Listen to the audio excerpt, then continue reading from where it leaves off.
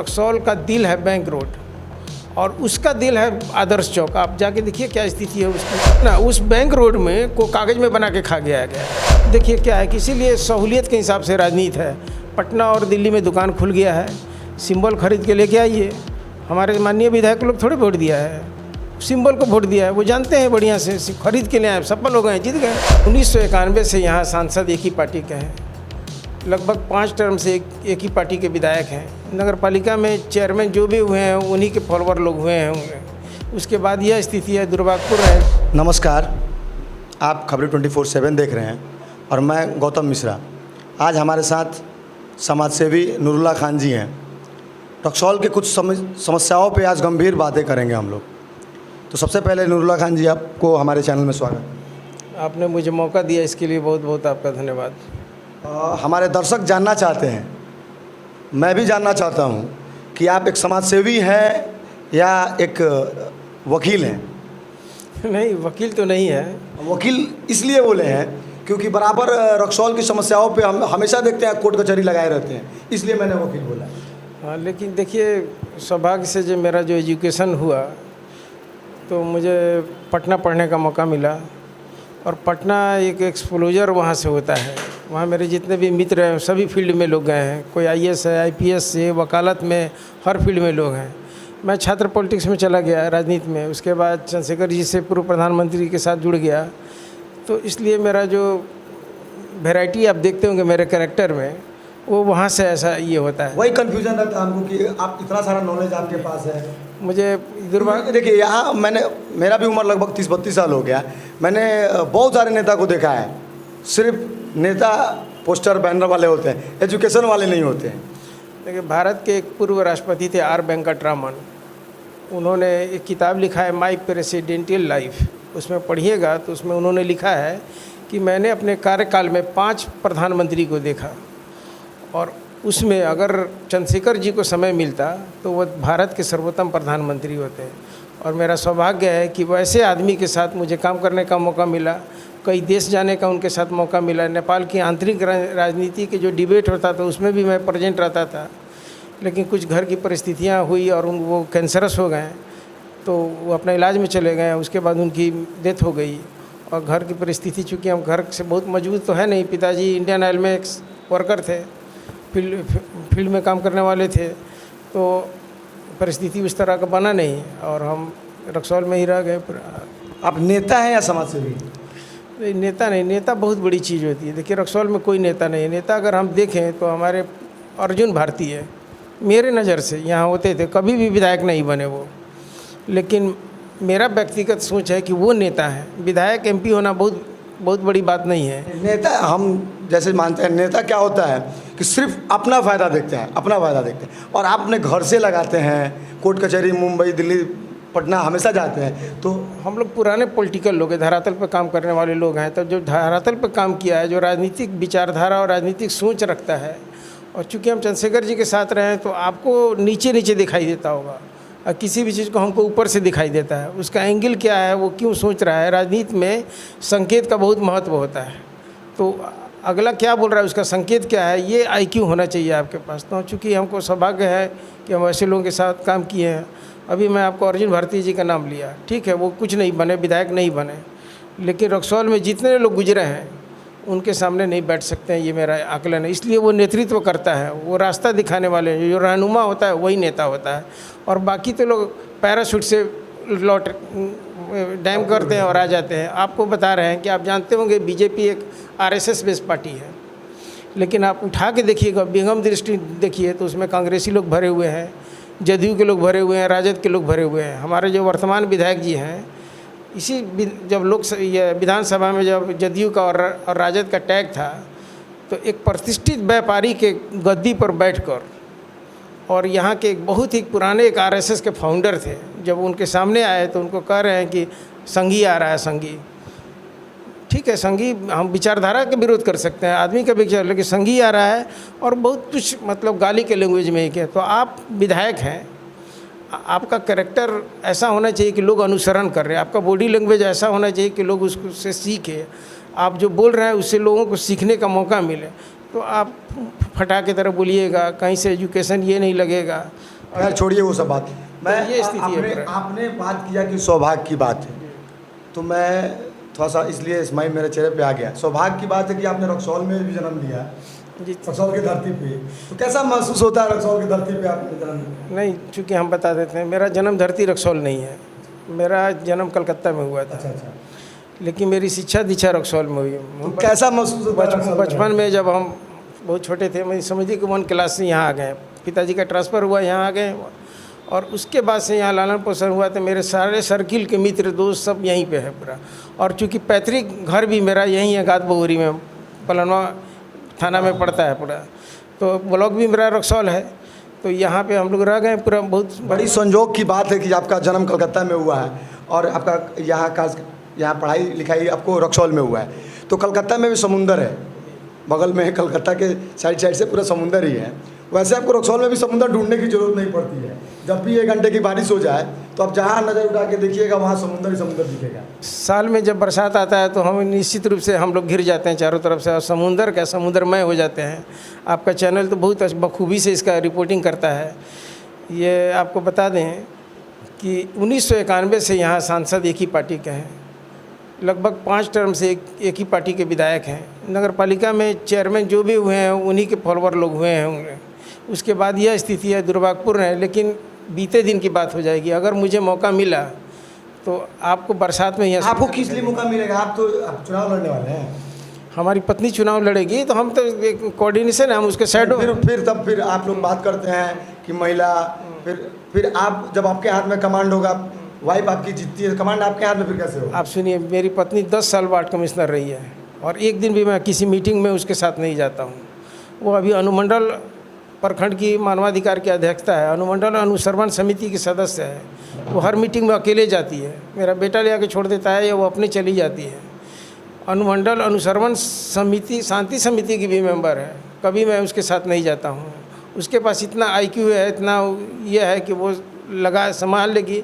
चूँकि मैं उसका पति हूँ तो मेरा गाइड करना मेरा कर्तव्य बनता है, और महिला सीट है तो हम दोनों एक दूसरे से तालमेल करके ऐसा आगे ले जाने का बात कर रहे हैं। इसलिए मैंने ये बात। खैर छोड़िए, मैं एक चीज़ जानना चाहता हूँ कि रक्सौल में आधे घंटे के बारिश में पूरे शहर का नाला उछल के रोड पे आ जाता है।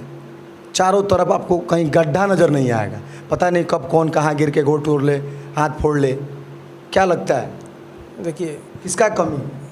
ये तो हमारा सिस्टम का, हमारे सांसद, विधायक और नगर पालिका तीनों का सामूहिक जिम्मेदारी बनती है कि आज हम इस दुर्दशा में हैं। लेकिन चूंकि अब हम पीछे चले जाएंगे तो वो नहीं होगा। छोड़ो कल की बातें, कल की बात पुरानी, नए दौर में मिलकर लिखेंगे नई कहानी। इस लाइन पर हम चलना चाह रहे हैं, आपको ले चलना चाह रहे हैं। देखिए, जब मेरी पत्नी फर्स्ट बार पार्षद थी तो रक्सौल नगर पालिका में हम लोगों ने ड्रेनेज सिस्टम को दुरुस्त करने के लिए एक DPR बनवाया था।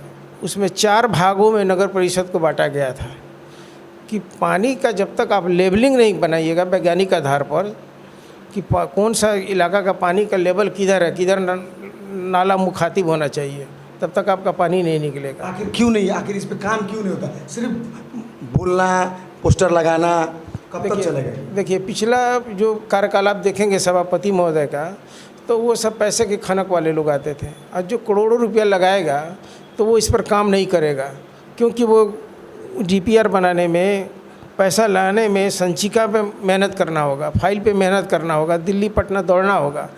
तो जो आदमी 2 करोड़ रुपया लगाया है फॉर एग्जांपल, तो उसका महाजनी ब्याज आप 2% जोड़िए तो उसको तो चैन नहीं आएगा, सोया रहेगा पूरा। यानी बिजनेस के ख्याल से लोग आते थे। इसीलिए मैं जनता को कहता हूँ कि इस बार जो दे खा लीजिए, लेकिन ऐसा कभी भी पैसे वाले लोगों को मत लाइए। जिसके पास कलेबर है, बुद्धि है, बहुत आप लोग ऐसा कर लिए। आपने करोड़ों की बात की, मैंने भी देखा था हाल फिलहाल में 2-3 दिन पहले माननीय विधायक जी ने एक रिक्वेस्ट किया था मंत्रालय में कि रक्सौल नगर परिषद को डूबते से बचाने के लिए करोड़ों रुपया का पेमेंट इशू करवा दिया। मैंने फिर 2 दिन बाद, मैं भी देखता रहता हूँ, 2 दिन बाद देखे कि एडिटिंग फिटिंग हुआ था। तो कहाँ तक ये? तो ये मेरा भय है। हमने उनको, आपके मित्र हैं, आप ही के नवीन गिरी जी, उनके साथ एक डिबेट हुआ। और हमने उनको ओपन चैलेंज किया और मैं फेसबुक लाइव पे आके वो बताया था विधायक जी 1 रुपया नहीं आया है। देखिए आपके ऑन कैमरा आप देखिए, यह स्क्रीनशॉट है, इसमें विधायक जी लिख रहे हैं, मैं माननीय उप मुख्यमंत्री जी को धन्यवाद देना चाहता हूं कि मुझ पर संज्ञान लेकर त्वरित कार्रवाई करते हुए सभी नालों की सफाई हेतु 1 करोड़ राशि निर्गत किए। निर्गत का मतलब क्या? निर्गत किया यानी राशि दे दिए, मिल चुका, आवंटन होगा। तो मुझे लगा कि भाई जब आवंटन हो गया तो मैं नगर पालिका से जुड़ा हुआ हूँ, उनकी एक एक गतिविधि पर मेरी नज़र है, तो मुझे लगा कि कभी टीएस हुआ नहीं, कभी सीएस हुआ नहीं, उसका कोई प्राक्कलन तैयार हुआ नहीं, बोर्ड से पारित हुआ नहीं, और ये राशि कैसे आ गया भाई? ये नया हो सकता है कि लिखने में गलती भी हो सकता है। नहीं, कैसे विधायक आप विधायक हैं, आपने फेसबुक पर लिख रहे हैं और अपलोड कर रहे हैं, बहुत सारा उसमें लोग तो फॉलोअर लोग आपको बधाई दे रहे हैं और आप खुद स्वयं उप मुख्यमंत्री को बधाई दे रहे हैं। ये गलती थोड़े, ब्लंडर है। ये हो सकता है कि मीडियाबाजी, हवाबाजी, क्योंकि ये तो चलता रहता है। ये सस्ती लोकप्रियता हासिल करने का एक कवायद भर है। और जब हमने उठाया इस बीच को तो देखिए पलट गए। वो बात आज उनका पेज खोल के देखिए, बदल गए, 1 करोड़ रुपया मैंने देखा है, वो हटा दिया गया। है। एक चीज़ आपसे जानना चाहता हूँ कि 5 सालों में नगर परिषद को कितना पैसा मिलता होगा नाली उगाई करने के लिए, नाली को सफाई करने के लिए? 5 सालों में क्या मिलता होगा राशि? देखिए ना, हमारे पास संसाधन की कमी नहीं है नगर पालिका में, इच्छा शक्ति की कमी है। मिलता कितना, ये जानना चाहते हैं। मिलता 5 सालों में मतलब 40-45 लाख रुपया तो हम लोग एनजीओ पे खर्च करते हैं, और हमारे जो सफाई कर्मी का वेतन उतन सब जोड़ दिया जाए तो 1 करोड़ रुपया से ऊपर हम सफाई पर। मैं चैलेंज करता हूँ नगर परिषद को कि मुझे 50 लाख रुपया दे के दे, और मैं पूरे रक्सौल में अगर कहीं पानी लग जाएगा तो 1 करोड़ मैं देने के लिए तैयार हूँ। तो 1 करोड़ धरातल पे उतरेगा तब 50 लाख तो भी तो धरातल पे नहीं उतरता। सवाल ये ना है, ये पैसा होता कहाँ है, ये पैसा जाता कहाँ है? ये सब पीसी कट मनी में चला जाता था, कागज़ में काम होता है, पैसा चला जाता था। 1 करोड़ रुपया आपको क्या लगता है? 1 करोड़ रुपया तो उन लोगों के हिसाब से बहुत कम है, और डीएम साहब का आदेश भी था, और हमारे हिसाब से 5 गुना है। अगर हम तो यही जानते हैं कि रक्सौल नगर परिषद में 2500 वार्ड में नाली और नाला है नहीं, तो ये पैसा तो 25-50 जो भी है वो बहुत है। मतलब हमने आपको अभी बताया कि वो 5 गुना है जो हमारा रक्सौल का स्ट्रक्चर है, उस हिसाब से हम 5 गुना सफाई पे खर्च कर रहे हैं, और फिर भी आखिर पैसा जा रहा है। तो भाई जब 2 करोड़ रुपया कोई लगा के चेयर और 25 ले जाए। 25 पार्षद 24 पार्षद जो है वो कहाँ रहते हैं? 24 पार्षद देखिए, आपको थोड़ा सा बता रहे हैं, आप चुनाव लड़ने जा रहे हैं, हमने सुना है कि आप भी प्रत्याशी हैं वार्ड में, तो ये सिस्टम की खामी है। वार्ड पार्षद को कोई वैधानिक अधिकार चुनाव आयोग या सरकार ने नहीं दिया है, सिर्फ चुनाव करा देते हैं, वार्ड कमिश्नर है, और दूसरा पावर है कि आप चेयरमैन को वोट दे देते हैं, उसके बाद आपके पास कोई पावर नहीं है।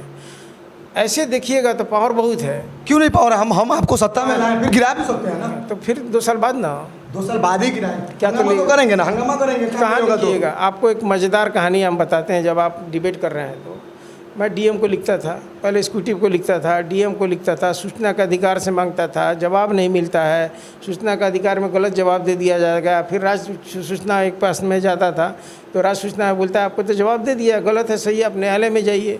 जब मैं न्यायालय में गया हाईकोर्ट में, बैंक रोड आप देख रहे हैं, रक्सौल का दिल है बैंक रोड, और उसका दिल है आदर्श चौक। आप जाके देखिए क्या स्थिति है उसकी, वो वहाँ से क्रांति का उपज होता था। आप इसका मतलब आरोप लगा रहे हैं कि सारा भ्रष्ट है, बिल्कुल, कुछ भी कर लीजिए नहीं होने तो सुनिए ना, उस बैंक रोड में को कागज़ में बना के खा गया है, और एमबी बुक हो गया। जब मुझे ज्ञात हुआ कि एमबी बुक हो गया है तो हम हाईकोर्ट में रीट किए उस पर, और जब हाईकोर्ट में रीट किए तो हाईकोर्ट 3.5 साल बाद मेरा 70-75 हज़ार फूंकने के बाद वो चुनाव के अंतिम संध्या पर आ रहा है, और उसके जो पदाधिकारी आ रहे हैं जांच करने के लिए, वो हमको अकेले में ले गए और बोले कि आप कितना सिस्टम से लड़िएगा, हमारा डिपार्टमेंट हम लिख देंगे, रोड बना था, ख़त्म हो गया, 5 आदमी के बयान देकर ख़त्म कर देंगे। तो हमको दुख का क्या मतलब? क्या हम चुनाव में थे तो वो इतना ही कंप्रोमाइज़ किए। अब इसको आप हमारा नैतिक हार समझिए, या जो कि हम थक गए थे, तो हमको वो बताएं कि देखिए हम लिख के चले जाएंगे, फिर आपको लगाते रहिएगा पूरा, आप चुनावी वर्ष है, आपको 10-20 लाख का फंड हम दिलवा देते हैं आंतरिक संसाधन से, और इस चीज़ को सेटिसाइड। इसका मतलब जनता हमेशा मूर्ख बनते रहे। तो हमको मजबूरी में 20 लाख रुपये काम मिला, गांधीनगर में सब पुल ये थी, नाला उला रोड बनाए, और हम छोड़ दिए एजिट, ना उठाए ना कुछ किया एजिट, वो लिख के ख़त्म कर दिए कि बना था, ख़त्म हो गया पूरा। तो ये सिस्टम है। आप बताइए, वार्ड कमिश्नर का पावर अब ऐसा होना चाहिए मेरे दृष्टिकोण से। मैं अब तो चुनाव देके नहीं, सुनिए, मैं अगर मुख्यमंत्री होता तो जैसे अभी अमेंडेंट हुआ है कि वार्ड चेयरमैन का, इसी के साथ साथ एक और अमेंडेंट होना चाहिए कि वार्ड कमिश्नर का अधिकार क्या होना चाहिए। वार्ड कमिश्नर को बजाबता एक सम्मानित वेतन मिलना चाहिए। आपको जो 1500 रुपया मिलता है वो वेतन नहीं है, वो भत्ता है कि आप मीटिंग में जा रहे हैं 100 रुपया ऐसे करके है पूरा। आपको कोई स्टेशनरी का उस वेतन की बात की, वेतन में भी लोग एक्स्ट्रा डाली हैं। वो ठीक, वो अलग विषय है। आपको ये में क्या होना चाहिए, आपको एक वार्ड पार्षद को सम्मानित एक वेतन मिलना चाहिए कि वो होल टाइमर है। उसके बाद एक प्रत्येक वार्ड में एक कार्यालय मिलना चाहिए उसको। जितने भी सफाई कर्मी है उसके अधीन होना चाहिए। नगर पालिका के जितना भी छोटा छोटा काम है उसके टेबल से उसका फाइल गुजरना चाहिए, उसकी सिग्नेचर महत्वपूर्ण होना चाहिए। तो अभी उसके वार्ड में ठेकेदार आया, काम करके चला गया, उसके सिग्नेचर का कोई महत्व नहीं है, वहीं से एमबी बुक होकर चला गया। वो चिल्ला को उसका आवेदन पड़ा हुआ है कि नहीं गुणवत्तापूर्ण काम नहीं हुआ है, लेकिन उस पर कोई गौर करने वाला नहीं है पूरा। तो अगर वोटर इस बार वोट दे के भी लाते तो फिर बात वही तो वही बात है, अभी कोई चेंजिंग नहीं हुआ है पूरा वार्ड कमिश्नर के पावर में। तो और उसके बाद एक बाध्यता होनी चाहिए कि एक वार्ड में कम से कम साल में 5 लाख रुपया वार्ड कमिश्नर के पीएफ अकाउंट में पैसा होना चाहिए, पीएल अकाउंट में, कि वो जहाँ चाहे अपनी मर्जी से जब चाहे तब खर्च कर सके। आप वार्ड कमिश्नर बन जाते हैं कल और आप अपने स्वयं के दरवाजे पर सोचिएगा 50 रुपया खर्च कर दें, तो किसको, हमको बोलिएगा। अगर हम चेयरमैन बन जाते हैं तो हमको रिटर्न में लिख के दीजिएगा, मेरी मर्जी होगी तो देंगे, नहीं तो हम आपको प्यार से टहलाते रहेंगे। ऐसे कोई वार्ड कमिश्नर को नहीं बोलता कि नहीं देंगे, अच्छा देख रहे हैं हो जाएगा, इंजीनियर साहब देख लीजिए। और हम कितना दृढ़ता से इंजीनियर साहब को बोले, इंजीनियर साहब हम समझ रहे हैं पूरा, आप दौड़ते रहिएगा। इसलिए वार्ड कमिश्नर लोग भी चूँकि 5 साल तो पंगु बने रहते हैं, तो जो मिलता है वो लेकर, ये सिस्टम की खामी थी। और अभी भी सिस्टम में सिर्फ चेयरमैन का चुनाव कराया जा रहा है, वार्ड कमिश्नर को कोई पावर नहीं दिया गया। मैं ऑन द कैमरा आपके ये बोल रहा हूँ। मैं आपसे आखिरी सवाल और करना चाहता हूँ कि आपने प्रेस कॉन्फ्रेंस भी किया था वोटर लिस्ट को लेके, क्या मामला अभी तक, क्या उसमें आगे क्या कदम हुआ? देखिए, आपने अभी बोला पूरा सिस्टम कोलैप्स है। यहाँ वार्ड में लोग जीतने के लिए सारा नैतिक कर्म कुकर्म करते हैं पूरा। चुनाव वार्ड में मात्र 5-10 वोट से प्रभावित हो जाता है, 1 वोट भी से लोग जीत हार होती है पूरा। और यहाँ 50 से 100 आदमी का नाम इस वार्ड से उठाकर अंतिम मतदाता प्रकाशन सूची में उस वार्ड में भेज दिया जाता है। चुनाव आयोग को संज्ञान लेना चाहिए। क्यों नहीं आखिर संज्ञान लिया जाता इस मामले में? अब कोई देखिए, सिस्टम कोलैप्स है, आप कहाँ लिखिएगा, तब तक चुनाव तो अब हो जाएगा, उसको फिर दुरुस्त कर दिया जाएगा। गलती हो गया, मानवीय भूल के आधार पर उसको क्षमा कर दिया जाता है। वो नहीं है कि इसके ऊपर कड़ा एक्शन लिया जाए, जिन किया है। हो सकता है जिन वार्ड के लोग में ऐसा हुआ है, वो लोग अगर इसको संज्ञान में लेकर हाईकोर्ट में रीट करते हैं और इस पर फाइट करेंगे कि नहीं हमें पनिशमेंट होना चाहिए, इस पर थोड़ी लंबी लड़ाई लड़नी पड़ेगी। इसके लिए लड़ाई लड़नी पड़ेगी। कहीं पर भी बिना लड़ाई लड़े कोई समस्या यानी अगर आप लड़ाई नहीं लड़ते हैं तो आप ऐसे ही खत्म, बिल्कुल ख़त्म। अब देखिए क्या है कि इसीलिए सहूलियत के हिसाब से राजनीति है। पटना और दिल्ली में दुकान खुल गया है, सिंबल खरीद के लेके आइए। हमारे माननीय विधायक लोग थोड़े वोट दिया है, सिंबल को वोट दिया है, वो जानते हैं बढ़िया से, खरीद के ले आए, सफल हो गए, जीत गए। तो इसमें हमारी और आपकी भी गलती है। जब हम लोग अच्छे लोगों को, जो काम करने वाले लोग हैं, पूर्वाग्रह से ग्रसित उठकर, जात पात धर्म मजहब से ऊपर उठकर उसके विवेक पर, उसके कार्य प्रणाली पर, उसके अंदर कितनी वर्क क्षमता है, उसका एफर्ट क्या है, प्रशासनिक क्षमता उसके अंदर है कि नहीं, ये सब जज करके जब तक हम अपना जनप्रतिनिधि नहीं चुनेंगे तब तक कोई परिवर्तन नहीं होने वाला है। बहुत बहुत धन्यवाद, आपने इतना कीमती समय दिया। चलिए, बहुत बहुत आपका शुक्रिया कि हम इस चीज़ को आप बुलाएं तो हम दौड़े दौड़े चले आते हैं। और आइंदा भी हमको इस तरह से याद करते रहिएगा, आपके दिलों में हम रहें, क्योंकि आपका चैनल एक बहुत ही रेपुटेटेड चैनल है और यहाँ आकर हमको खुशी सब आप लोग का प्यार है। आप अगर आपको ये वीडियो अच्छा लगा हो तो इस वीडियो को ज़्यादा से ज़्यादा शेयर करें। बहुत बहुत धन्यवाद। मैं गौतम मिश्रा, खबरी से।